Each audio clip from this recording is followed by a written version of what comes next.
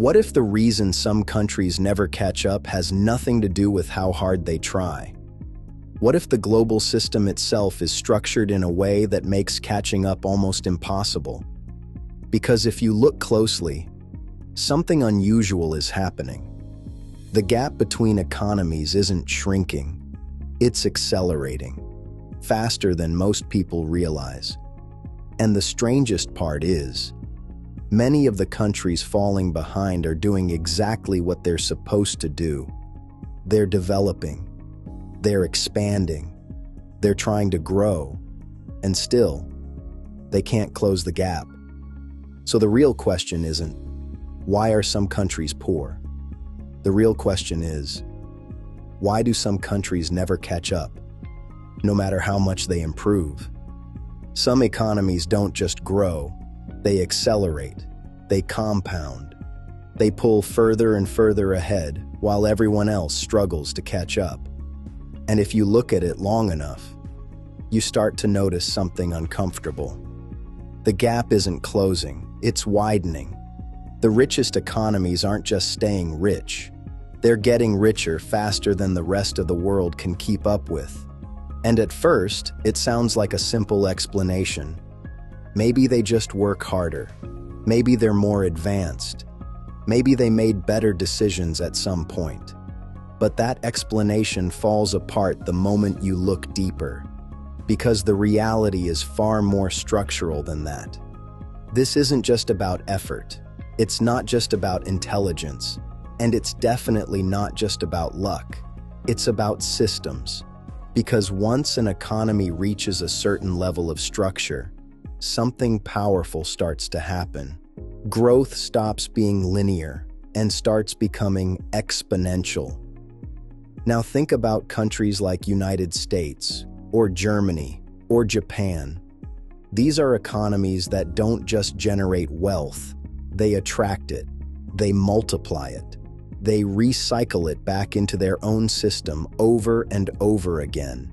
And once that loop is established, it becomes very difficult for other economies to compete at the same level.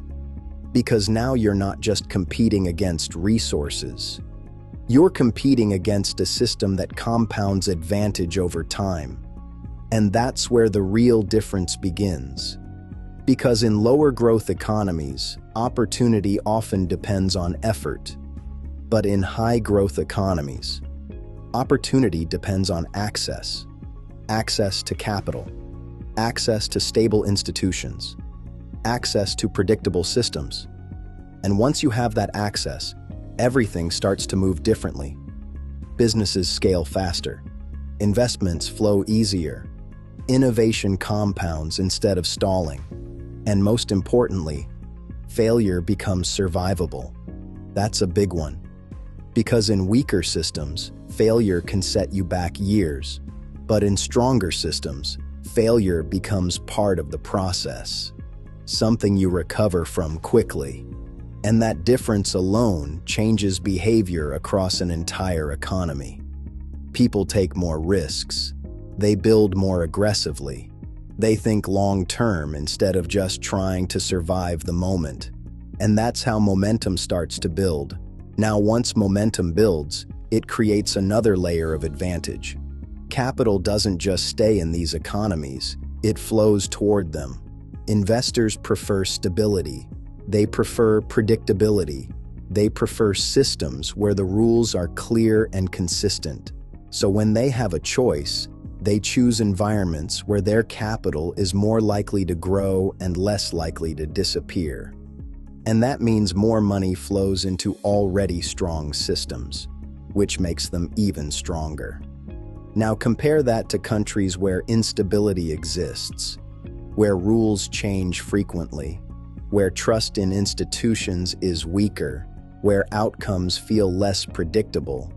Capital doesn't flow there the same way. Not because opportunity doesn't exist, but because risk outweighs confidence. And when capital stays cautious, growth slows down. So now you have two systems moving in completely different directions. One compounding advantage, the other struggling to build momentum. And over time, that difference becomes massive. Now here's where it gets even more important. Because this isn't just about countries anymore. This same pattern exists inside economies as well. Within the same country, you can see it happening between different groups of people. Those with access to capital and those without. Those positioned inside the system and those operating on the edges of it. And just like with countries, the gap doesn't stay the same. It expands because the system rewards position. If you're close to capital, you grow faster. If you're close to opportunity, you move quicker. If you're inside stable structures, your efforts compound. But if you're outside those structures, everything becomes harder. Progress slows, risk increases, and even when you succeed, it's harder to scale. Now imagine this happening over years, then decades, then generations. That's how inequality doesn't just exist. It compounds.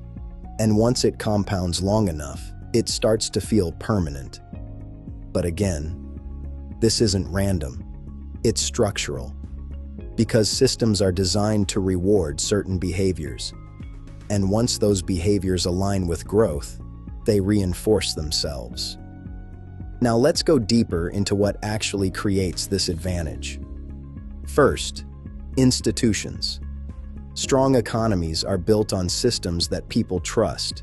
Contracts are enforced. Rules are consistent. Decisions are predictable. And that predictability reduces friction. Businesses don't have to guess what will happen next. Investors don't have to worry about sudden changes. People can plan long-term because the system allows it. Now compare that to weaker systems, where uncertainty is higher, where outcomes can shift quickly, where trust is harder to maintain. Everything slows down. Not because people don't want to move forward, but because the system doesn't support sustained movement. Second, capital access. In strong economies, capital is not just available, it's accessible. That's a big difference, because money sitting in an economy doesn't create growth unless people can actually use it. And in systems where access is structured properly, businesses can scale faster. Ideas can turn into companies. Companies can turn into industries. And once that cycle begins, it feeds itself. But in weaker systems, capital often stays concentrated. It doesn't reach as many people. It doesn't flow as efficiently. And that limits how much growth can actually happen. Now the third factor, network effects.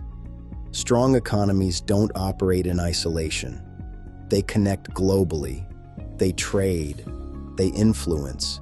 They set standards. And once an economy becomes central to global systems, it becomes even more difficult to replace. Because now it's not just generating value internally, it's embedded in global value chains. That's why certain economies remain dominant for so long. Not just because they started strong, but because they built systems that reinforce that strength over time. And once those systems mature, they become incredibly resilient. Now here's where everything comes together. Because when you combine strong institutions, accessible capital, and global network effects, you create an environment where growth compounds naturally. And that's why the richest economies don't just stay rich, they accelerate away from everyone else. Now bring this back to the individual level, because this isn't just happening at the country level. You are inside a system too. And that system has its own structure, its own incentives, its own access points. Some people operate closer to the flow of capital, closer to opportunity, closer to the structures that create growth, and others operate further away from it. And just like with countries, that difference compounds over time. Now here's the important shift. Because once you understand this, you stop asking surface-level questions like, why are they rich? And you start asking deeper questions like, what system are they operating inside? What advantages are built into that system? And where are the access points? Because systems are never completely closed. Even the strongest ones have entry points. But you can't find them if you don't understand how the system works. And that's the real difference between people who stay stuck and people who move forward. Not just effort, not just timing, but awareness. Awareness of structure, awareness of access, awareness of where opportunity actually comes from. Because once you see that clearly, you stop trying to fight the system blindly, and you start positioning yourself within it, and that changes everything. Because in a system that compounds advantage, position matters. And once you understand where you stand, you can start moving differently.